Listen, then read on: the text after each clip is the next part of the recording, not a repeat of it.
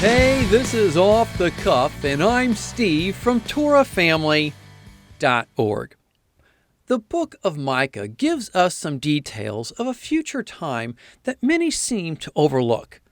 It's the time when Yeshua reigns in Jerusalem as king. This will be the time known by many as the Millennium. In referring to the Millennium, Micah says this about it: many nations will come and say, "Come, let us go up to the mountain of Yahweh, to the house of the God of Jacob. He will teach us his ways, so that we may walk in his paths.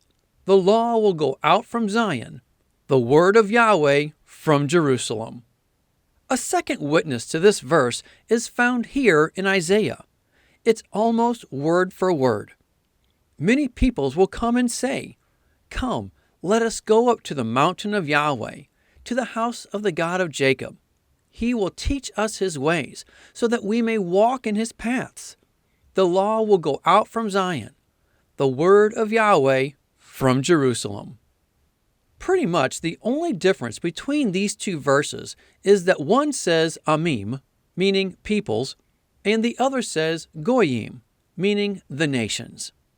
Today, there's not one nation that has the Torah as the law of their land.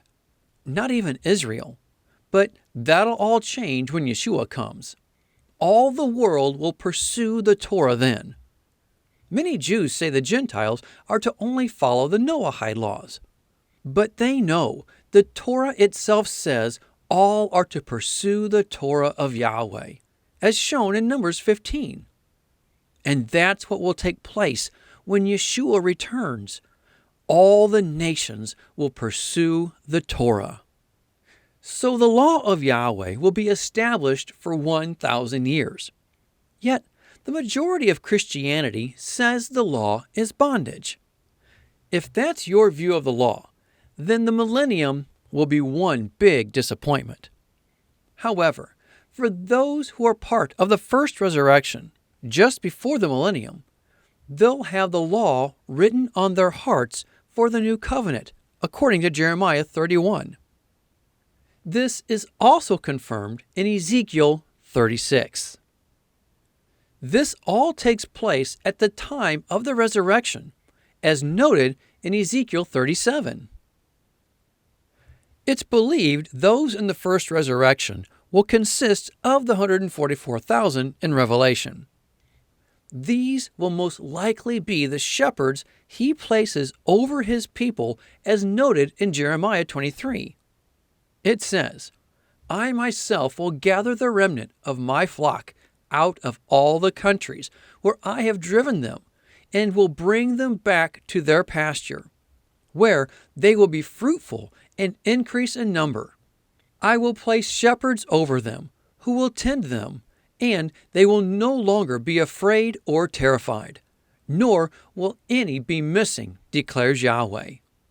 These shepherds are also referenced in chapter 3. "Return, faithless people, declares Yahweh, for I am your husband.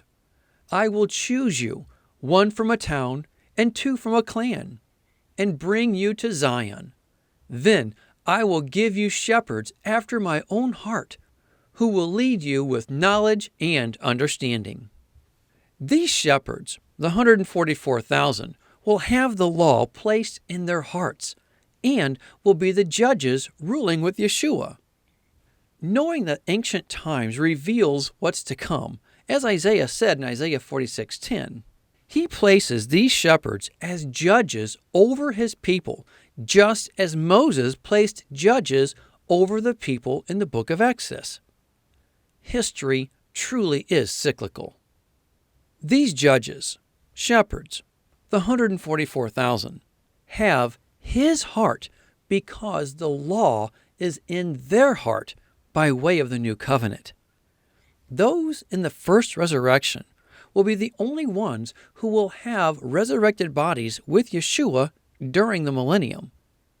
The 144,000 will rule over those who survive the tribulation, over those who will be a part of that which is commonly referred to as the second Exodus, the time when Yahweh gathers his people from the nations as mentioned in Jeremiah 16. This second Exodus is also made mention of in Isaiah 66. So, we have the option to purify ourselves now and be a part of the 144,000 to rule with Yeshua in the Millennium, or we'll have to be purified during the tribulation in order to be a part of his kingdom in the Millennium.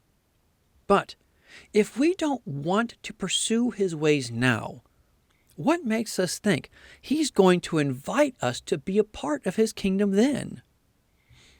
Why would he put his law in our hearts and minds then if we have no desire for them now? Remember, only those who are chosen are taken in for the wedding. Would you give something that's precious and valuable to you to someone who has no respect or desire for it? Of course not. Neither would Yahweh put his law in someone's heart if they're rejecting it. Some might say, well, Steve, I'm not rejecting his laws. But if you aren't choosing them, in his eyes, you're rejecting them.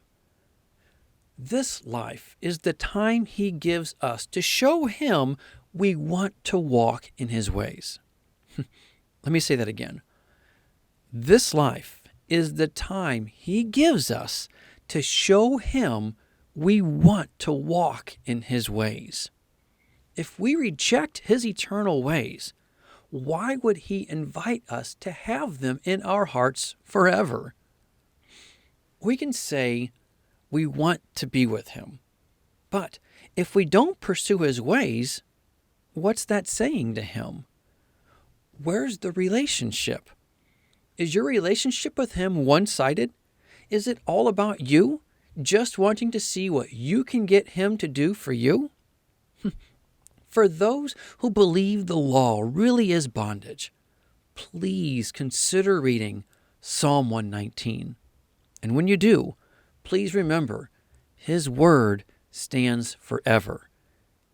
Now, more often than not, those who believe the law is bondage are those who misunderstand the writings of Paul, as Peter warned in 2 Peter. Please see our teaching, The Writings of Paul, for more on that. We understand this can be hard for some to hear. It can be difficult to hear that we should be pursuing the law of Yahweh when, well, you've been told all your life that it's been done away with.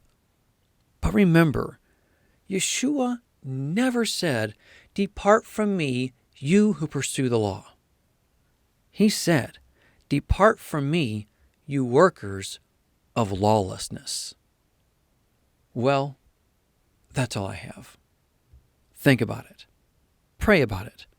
But more than anything, be a doer of the word and not a hearer only. Until next time, Shalom.